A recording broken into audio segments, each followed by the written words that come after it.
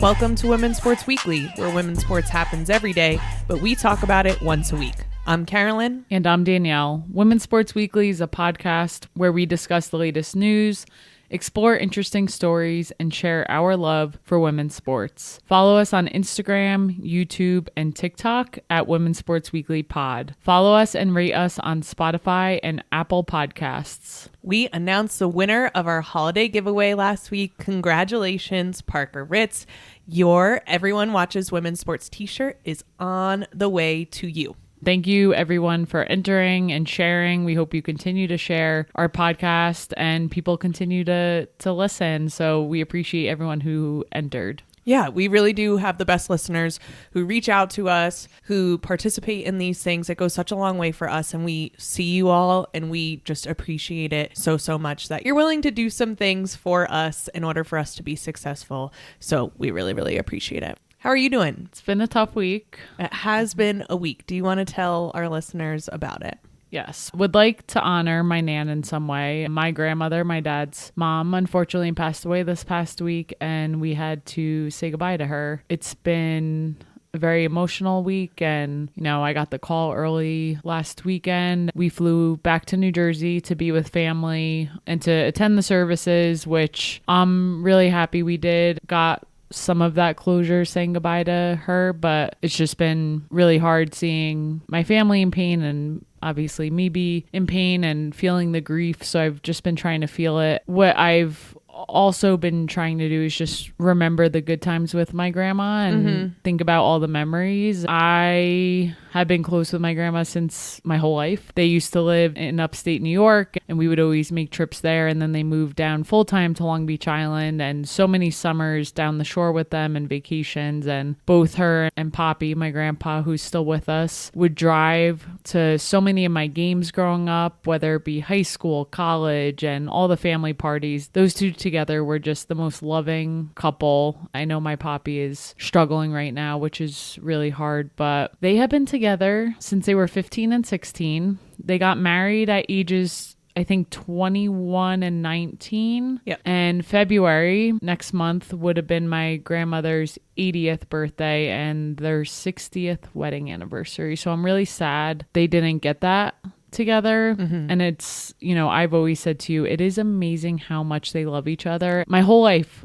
every time you're with them, you just see how much they love each other. To see Poppy without Nan now is just going to be really hard. For sure. That is one thing about your grandparents that was really immediate for me to notice. They are such models for a marriage. Growing up, I didn't have many models of what a happy marriage looked like, and they were them. And it's amazing because they met when they were so young. They continued to love each other, and they had their roles, and they made those roles work and had so much respect for each other. It was amazing to watch. And on top of that, I think the other thing that kind of stands out to me is your grandmother, your Nan, loved family so much. This past week has been difficult, but to watch your family come together and to see it, I think that's exactly what she would want.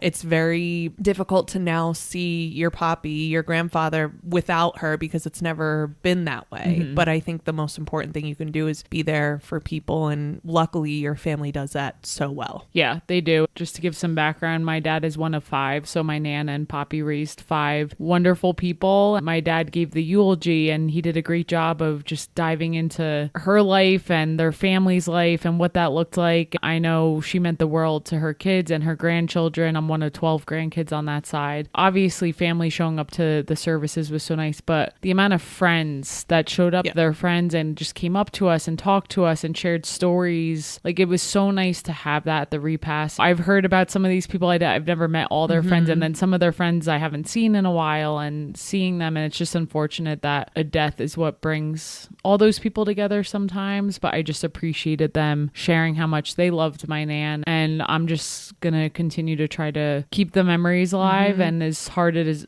it is, because I think when I first found out, my body was not allowing me to believe it's true. And then going there and processing that, it's going to take some time to really process. And I just feel for my whole family. Luckily, to your point, we all are there for each other and showed up. I know for that reason that everyone's going to be okay. And it's also going to be a difficult time for the foreseeable future. Anytime I think a family loses its matriarch, it's really hard. It's just really hard. And I think funerals are really important. And I didn't always used to think this, but like funerals are so important to get the closure, to hear those stories, to be together with people. There's something really beautiful about it. In a really sad time, it's nice to have that opportunity to connect with others. One way I was thinking that I can honor her moving forward is anyone who knows her knows that if you visited that house, she just needed to know that everyone was okay, make sure everyone had food. I know I can't do as well as she ever did. She'd be like, I'm just going to make a little something. And she would have this whole platter out. No one went hungry when we would visit. I just want to embrace that a little more, and the like hosting being a host, piece. And she's just has been so welcoming every time someone enters her home. I've had friends coming into that house forever. My whole life, we would bring friends down the shore, and she was always the most welcoming person. I just want to embody that more. The way she just oversaw and loved the entire family. That is something else that I think I can carry her with me. I'm sorry it's been a rough week. And I'm sorry it happened. Same. So I love you, Nan. I hope you're listening somewhere. And do you think she's listening? Was she a big sports fan? I bet she is now. She was. She loved us and watching our sports. And I just miss her and going to miss her. And if Notre Dame football wins the national championship, she definitely had a hand in it. And Notre Dame, my family, I've talked about this, is a huge Notre Dame fan, and yes, the football team is going to the national championship. The game against Penn State, that semifinals game, was the day after the services, and my whole family was obviously watching. Everyone said Nan helped them that win ball at the end, because through. that was such a close game. But hopefully Notre Dame can pull it off in her honor as well. Nan's the only one who can get us to talk about men's sport on this podcast as well. Yes, so there's no good way to end talking about that. But with that, I guess we can move on to the sports section of our podcast and dive into some highlights for this week. Let's do it. All right. So switching gears, we are going to talk about NCAA women's basketball to start us off this week. There was a thriller of a game, LSU number 6 versus Tennessee number 2. LSU maintained their undefeated record, which at the time of recording is 18-0. With an 89-87 win in this game. Obviously, you can tell from the score the game was close, but this game was a battle the whole way through. I feel like we're not talking enough about how good LSU is. When teams can pull off close wins, you know they're good, because that is not an easy thing to do. This is the second game we've seen. I mean, Stanford, they really came back and won it. A very close game at the end, and then this game being so close at the end to pull that off. They're having a hell of a season. Yes. And I also feel like LSU plays to the level of the team that they're playing against. So Stanford wasn't a top 25 team, and they somehow made it close. So I think if there's one weakness, that's LSU's weakness. But they are looking good. Let's get into this game. Yes. So this was Tennessee's second top 10 opponent in 5 days. And they started this game off slow. In the second quarter, they overcame an 18-point deficit. They ended the second quarter 46-39. So as you can see, at halftime, it was close. 46-39 LSU. Yes. But to be fair, the fourth quarter is really where the action took place. So we're going to fast forward to that and talk about what happened at the end of the game for LSU to win. The fourth quarter started with a score of 67-62 and LSU was up. Tennessee took 2-point leads twice over the last 4 minutes of the game. So this game was really going back and forth in the last couple minutes.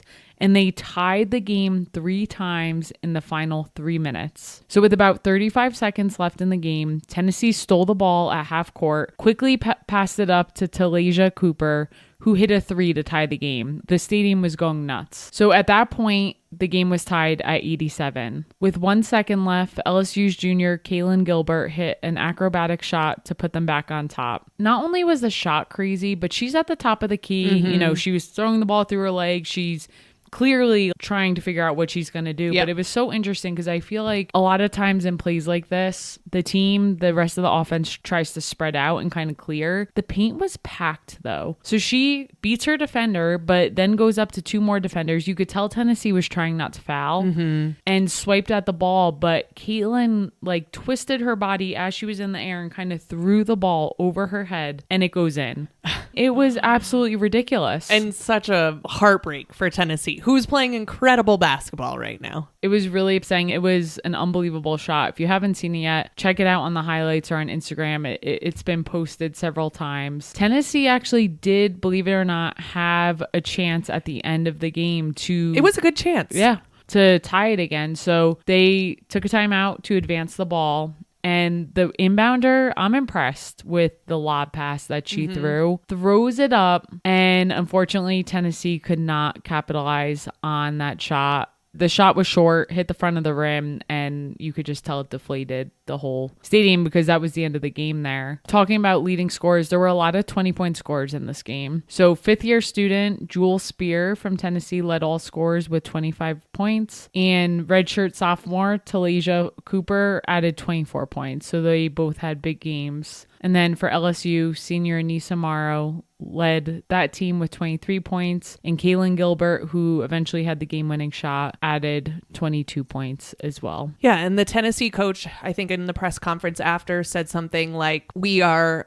2 points away from being a top 5 team. And she wasn't happy about it. She wasn't saying it in like a nice way. Right. It just stinks to be in that. The SEC is so incredibly difficult. As a South Carolina fan, I don't want to play Tennessee. They're so good. And it's hard to just gain that momentum in the SEC. However, if they can find ways to squeak out big wins, especially in the SEC, it's going to set them up so much for when we get into March Madness and when we get into the NCAA tournament. The other thing that I want to add is that Kim Mulkey, in true Kim Mulkey fashion, said that she hoped the Tennessee coach who was pregnant hoped that she went into labor on the court. She's so unhinged. She is unhinged. Also, Kim Caldwell, who's the name of the Tennessee head coach. I saw that Candace Parker had also tweeted, and people were going nuts on it, that she said she would want to play for her because Candace played for Tennessee, so the connection there. But to me, that's an honor. If Candace Parker said she would want to play for me, I would be beside myself. Obviously, I'm not Kim Caldwell and I'm not a D1 coach, but it's pretty cool that Candace is continuing to show her support as well. And that helps with recruiting. A tweet like that, a mention like that, definitely helps to show other kids who might be looking at Tennessee like, well, if one of the best of all time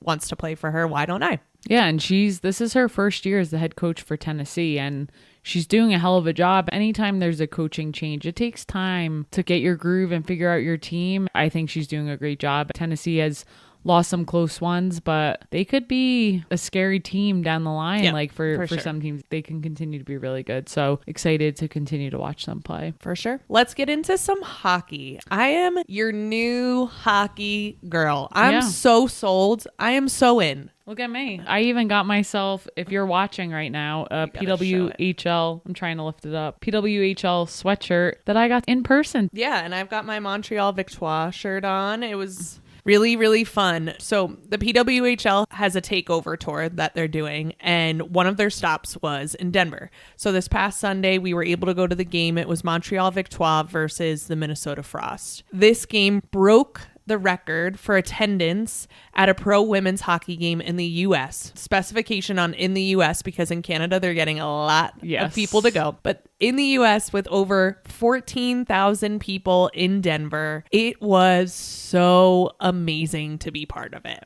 For sure. We got food outside the stadium at a bar like across the street before the game, and people were lined up out the door. So the doors opened an hour before the game, 12 o'clock. And at, I would say like 11:20, people started lining up outside, which just shows how excited people were. And we were like, wow, that is a lot of people. We've talked about before, we play softball with a bunch of hockey players in Denver. There's a huge adult league. We saw in the stands at the game, there's also a lot of young girls who play hockey, and they showed up. And our friend Maria was also saying a lot of the merchandise has been selling out at these games. I mean, we went into the merchandise store and it was so packed. It was a frenzy. Yeah, it was so cool. And so many people in the stands had gear on. I just love seeing it. Like, I was getting emotional, honestly, seeing how many people were at that game. For reference, Ball Arena has a capacity of 21,000. Over 14,000 people were there. That is a lot. It was packed.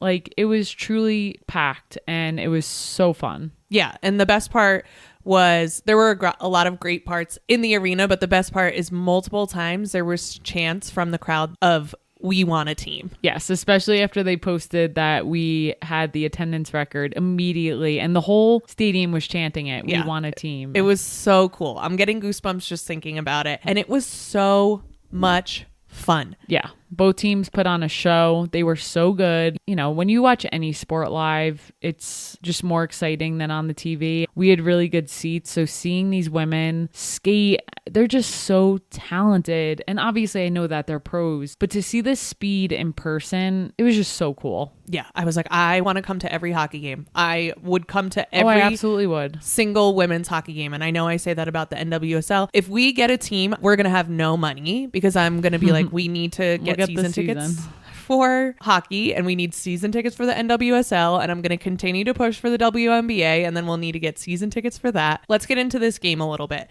So coming into this game, Montreal was at the top of the standings and Minnesota was at number 2. So top 2 matchup for where they stood coming into the match, and Minnesota ended up beating Montreal 4-2. And they scored their 4th goal with under 5 minutes to play. So it was a really close game. And for a while, it was tied at 2-2 for a while. It was just a great game. And back and forth. Minnesota scored, Montreal scored, back and forth. And then, that 4th goal was towards the way end of the game. I really thought maybe Montreal could force it into overtime, which would have been really fun. Defender Maggie Flaherty from Minnesota scored the game winner. It was her first goal of the season, and Minnesota's starting goalie Maddie Rooney made 21 saves. So very different from what we've talked about last week when we were talking about the Frost. They looked like a completely different team, and they were hitting each other. Oh my gosh. It was getting rowdy in there. They were letting them push each other back and forth. They were exchanging some words. I loved every second. Yes, and I feel like they skate and you're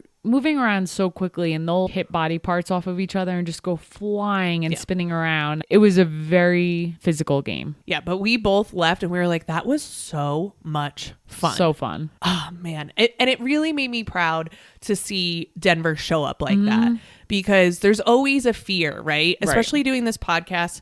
We now live, I feel like, even more in a bubble where we're just surrounded by people who love women's sports, and we go to events that are very women's sports focused, and it's a bunch of like-minded people. But to see families showing up, to see other teams showing up, to see regular schmegular people showing up to support was really awesome. And people of all ages, honestly. Yes. In front of us, there were definitely like 80-year-olds. Yeah. And then behind us were like a bunch of little kids. Yeah, it was so fun. The Minnesota Frost now lead the Victoire by 2 points, and they have taken back the number 1 spot in the league. And they actually have a rematch coming this Friday night. Oh Montreal takes on Minnesota Frost again, which will be really fun at Montreal. So keep your eyes on that one. You mentioned this, but I also got emotional a few times while watching. The amount of people, the chanting that was happening. And then at one point they showed a service dog.